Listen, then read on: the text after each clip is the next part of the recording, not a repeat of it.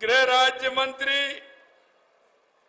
भाई जवाहर सिंह जी बेड़म साहब और आपके अपने लाडले ऐसे जनप्रतिनिधि जो हमेशा सपोर्टर विधानसभा की चिंता करने वाले, अगर एक काम लेकर के आता है वो हो जाता है तो 3 काम लेकर के और आ जाता है।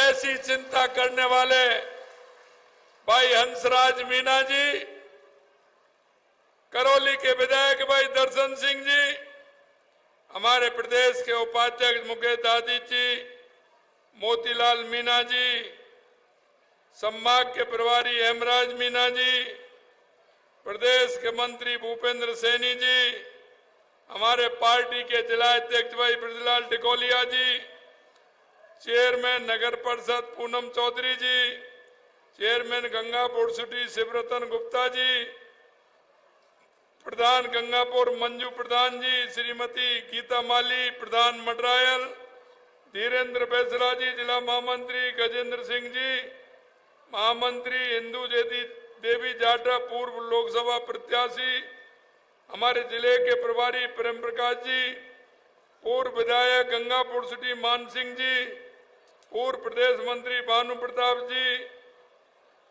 PR मीणा जी, श्रीमती राजकुमारी जाटव जी, पूर्व विधायक हिंडौन रविंद्र जैन जी और मंच पर विराजमान सभी जनप्रतिनिधिगण और मेरे सामने बैठे पूजा योग बुजुर्गों, मेरे दिल के टुकड़े युवा साथियों, मेरी माता और बहनों,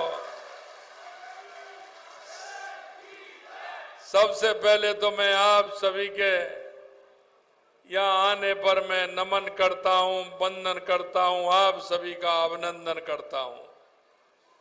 आज हरियाली तीज का त्योहार है और आप जानते हैं हरियाली तीज का त्योहार हम सब किसान भाइयों के लिए बहुत ही पावन और अच्छा होता है, क्योंकि जब हम देखते हैं हरियाली तीज के अंदर चारों तरफ हरियाली हरियाली होती है, फसलें भी लहराती होती हैं और अगर हरियाली तीज के दिन इंद्र भगवान की मेहरबानी हो जाए तो सोने में सुहागा हो जाता है। इसलिए मैं आप सभी भाई बहनों को हरियाली तीज की बहुत बहुत शुभकामनाएं देना चाहता हूं, बहुत बहुत बधाई देना चाहता हूं। आपने देखा होगा कई तो हरियाली तीज और रक्षाबंधन का इंतजार करते हैं। अरे बूढ़ा खाने जाना होता है ना उनको, बूढ़ा खाने खांड खाने जाते हैं क्या नहीं जाते हैं? और नई शादी वाले को तो बड़ी जल्दी लगती है, वो तो हरियाली तीज और रक्षाबंधन का इंतजार करता है कि हमको जाना है, ससुराल में जाना है। इसलिए ये बहुत ही महत्वपूर्ण त्योहार हमारा है हरियाली तीज। और इसी के दिन हरियाणा और राजस्थान वन महोत्सव का हमारा 75वां उत्सव पूरे राजस्थान के अंदर मनाया जा रहा है। और राजस्थान के अंदर इसलिए कि आज आवश्यकता है, क्योंकि हम पहाड़ों को भी पूजते हैं, हम नदियों को भी पूजते हैं, हम वृक्षों को भी पूजते हैं। ये हमारे पर्यावरण का ध्यान रखते हैं, ये हमारे जीवनदायक होते हैं, हमारे जीवन को सार्थक करते हैं, सुखद करते हैं। इसलिए मैं भाई और बहनों में आपसे कहना चाहता हूं, देश के यशस्वी प्रधानमंत्री नरेंद्र मोदी जी ने 5 जून को एक अभियान प्रारंभ किया था, एक पेड़ मां के नाम। और मैं आपसे भी कहना चाहता हूं, हमारी माता बहनें बैठी हैं, आज हरियाली का त्योहार है, रंग बिरंगे पोशाकों में और लहरिया पहनती हैं आज के दिन।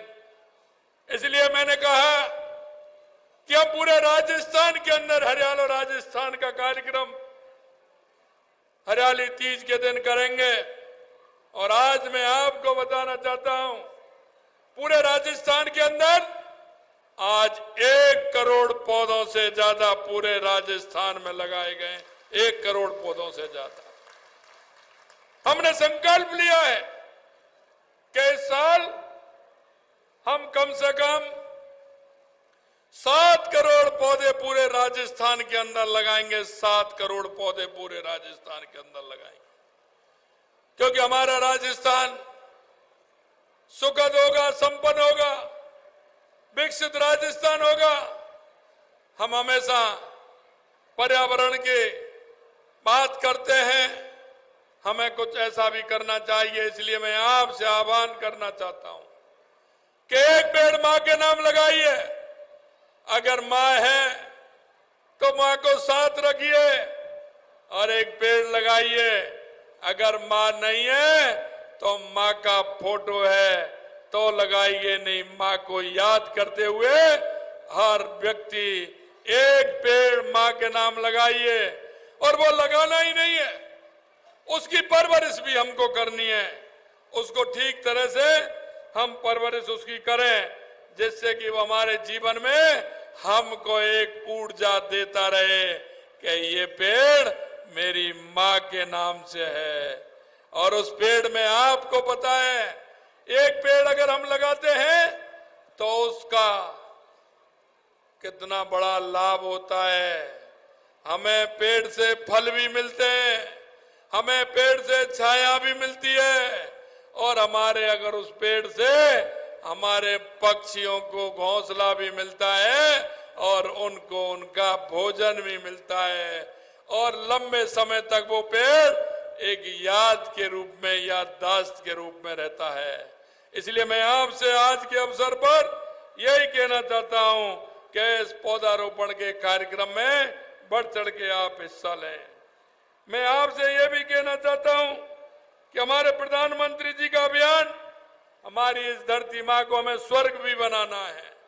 और जब हरा भरा हमारा राजस्थान होगा, और अभी आप देख रहे हो, मैंने आके देखा पहाड़ियों के बीच में किस तरह का हरियाली है। अब की बार इंद्र भगवान की भी मेहरबानी है, बंसीवारे की भी मेहरबानी है कि पूरी तरह से पूरे राजस्थान के अंदर बहुत अच्छी बारिश हो रही है। मैं मित्रों आपसे कहना चाहता हूं, मैं निवेदन करना चाहता हूं कि जब हम चुनाव में गए थे, आपने बहुत बड़े बहुमत के साथ भारतीय जनता पार्टी की सरकार को बनाया। और आपने जिस विश्वास के साथ, जिस आशा के साथ आपने सरकार को बनाया, हम आपको विश्वास दिलाना चाहते हैं कि हमारी सरकार आपके विश्वास पर खरा उतरेगी, खरा उतरेगी, खरा उतरेगी। आपने देखा होगा जो आपसे वायदे किए थे, हमारी 15 दिसंबर को सरकार बनी, हमने उसी दिन से हमारा कार्य प्रारंभ कर दिया। और 16 दिसंबर को जो हमारे युवाओं के सपनों को रौंदने का काम किया था, हमने कहा था कि हमारी सरकार आएगी तो जिन किसानों के बेटे को, जिन युवा भाइयों के सपनों को रौंदने का काम किया है, उनको हम किसी कीमत पर नहीं बख्शेंगे, नहीं बख्शेंगे, नहीं बख्शेंगे। हमने कहा, और आपने देखा होगा, लगातार हर महीने 10-20 लोगों की गिरफ्तारी होती है। और अब आपने देखा होगा वो गिरफ्तारी स्टार्ट हुई और 1 से 15 लोगों को गिरफ्तार करने का काम हमारी एसआईटी ने किया है। मैं आपको बताना चाहता हूं। और हमने कहा है कि हमारे युवाओं के साथ जितने कुठाराघात किया है, जिनके सपनों को चकनाचूर करने का काम किया है, उनको हम नहीं छोड़ने वाले हैं। उनको हम एक एक को सबक सिखाने वाले हैं। हमारे विरोधी कहते हैं अभी आपने मछली पकड़ी है, मगरमच्छ रह रहे हैं।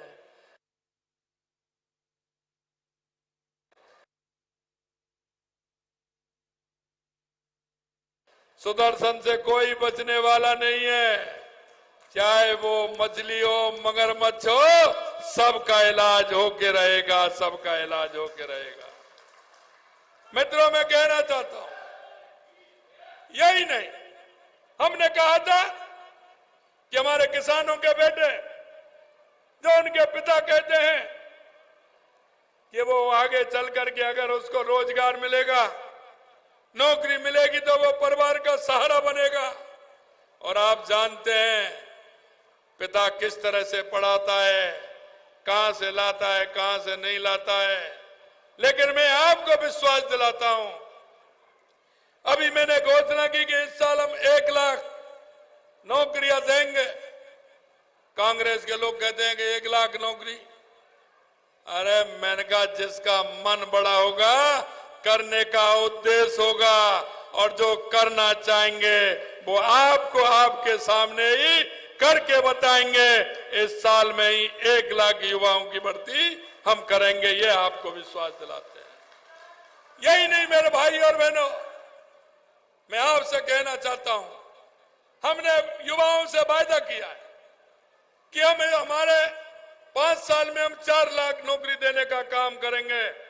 ये आपको विश्वास दिलाता हूं कि हम 5 साल में 4 लाख से ज्यादा युवाओं को नौकरी देने का काम करेंगे। हमने वायदा किया है, और आपने देखा होगा हमने किसानों से भी वायदा किया था कि हमने कहा किसानों को भी सम्मान निधि हमारी सरकार देगी।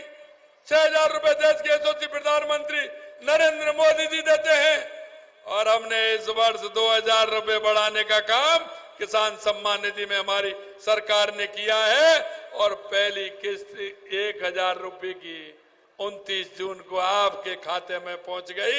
यह हम आपसे कहना चाहते हैं। हमने गेहूं पर एमएसपी बढ़ाने का काम किया।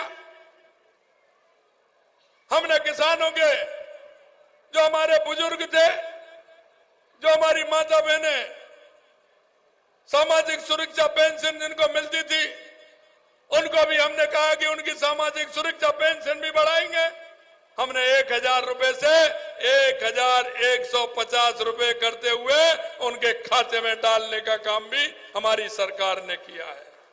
यही नहीं मेरे भाई और बहनों, मैं आपसे कहना चाहता हूं कि हमारी सरकार इस सावन तीज के अवसर पर 51 लाख वृक्ष मित्र हम जो बनाएंगे, उनको प्रशंसा पत्र प्रदान करेंगे। पौधों की पालना पुण्य काम के लिए पुराणों में कहा गया है, हम की वृक्ष लगाना और वृक्ष को पालना। ये मानिए एक बच्चे को और एक बच्ची को पाला है। मैं आपसे इतना ही कहना चाहता हूं कि एक पेड़ लगा करके उसके पालने की जिम्मेदारी भी आपको निभानी है।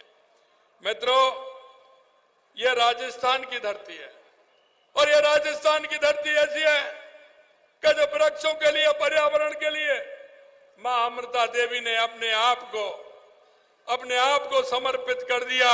और अपने आप को ही नहीं, 363 हमारे पुरुष और महिलाओं ने, 363 महिलाओं ने वृक्ष के लिए अपनी जान दी, अपनी कुर्बानी देने का काम किया है। मैं इसलिए आपसे कहना चाहता हूं कि हम सभी वृक्षारोपण के अवसर पर हम पूरी तरह से इस काम को करें। मैं आपको सपोर्टरा के बारे में कुछ बताना चाहता हूं कि सपोर्टरा के में जितना हमने इस बजट में दिया है, मैंने हंसराम जी को कहा कि जरा पिछले बजट भी देख लेना, सपोर्टरा को कितना दिया है, और इसको देख लेना। अगर डबल हो तो मानना नहीं, मत मानना। लेकिन आप अब देखिए, आपने जनप्रतिनिधि की अभी वो सिफारिश करा रहे थे,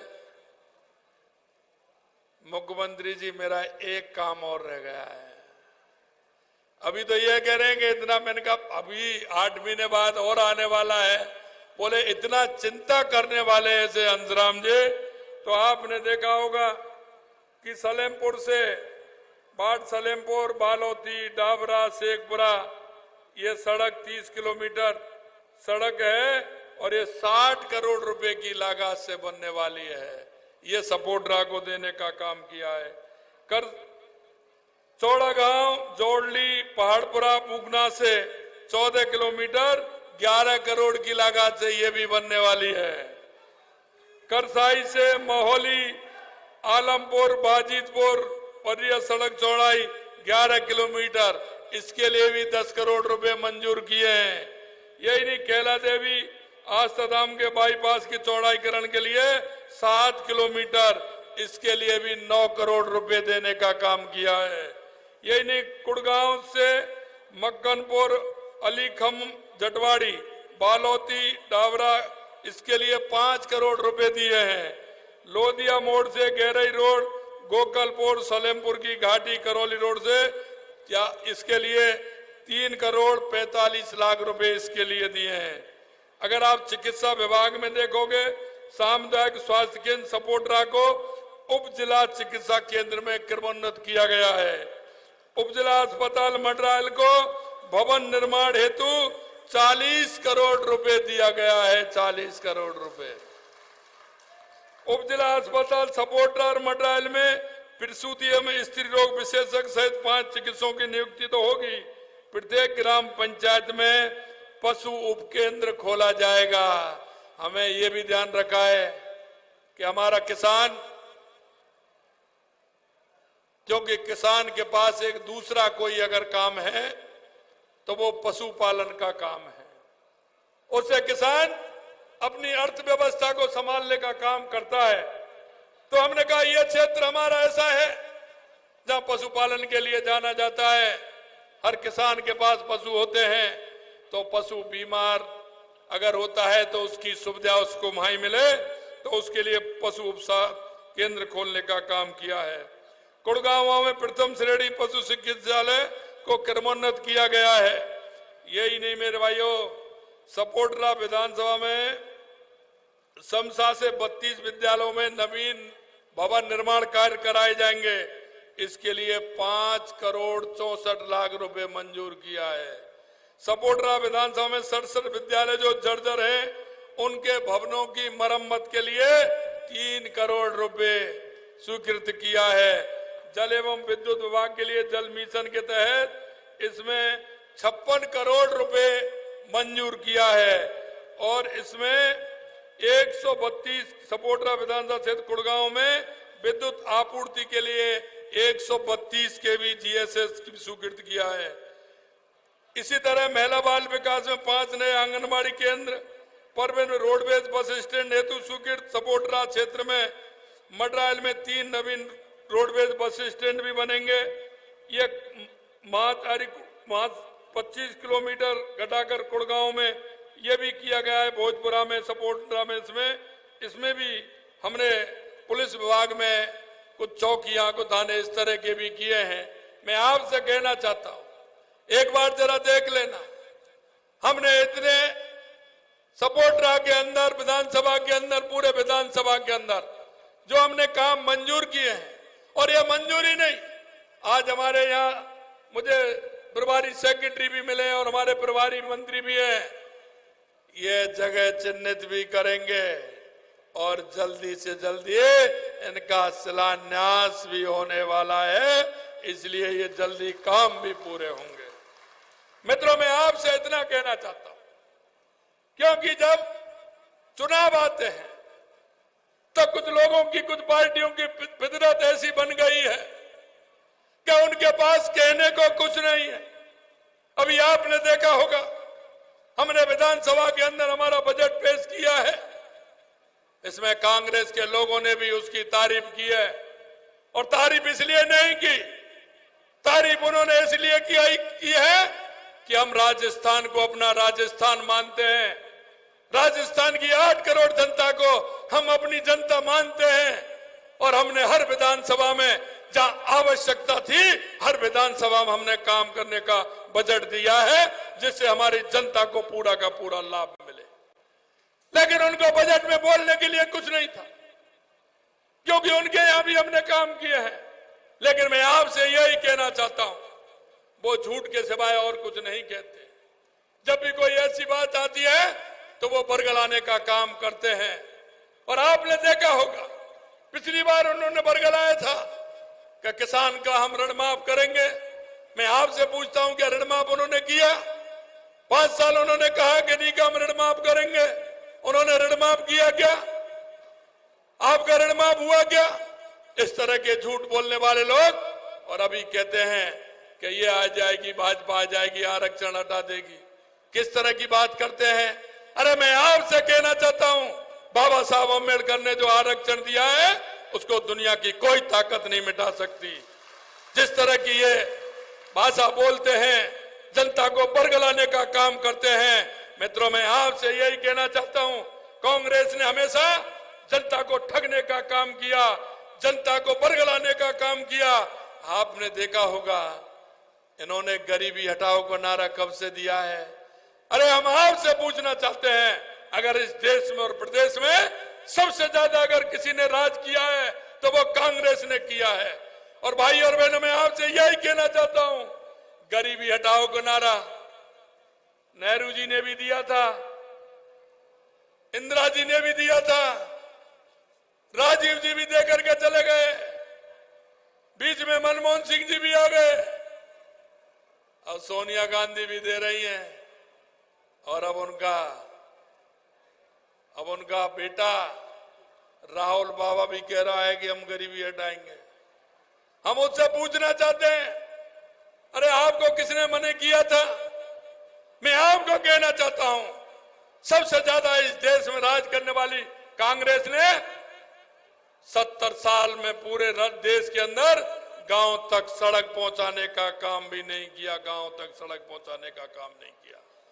अगर गांव तक सड़क पहुंचाने का काम किया तो हमारे देश के यशस्वी पूर्व प्रधानमंत्री भारत रत्न अटल बिहारी वाजपेयी जी ने किया।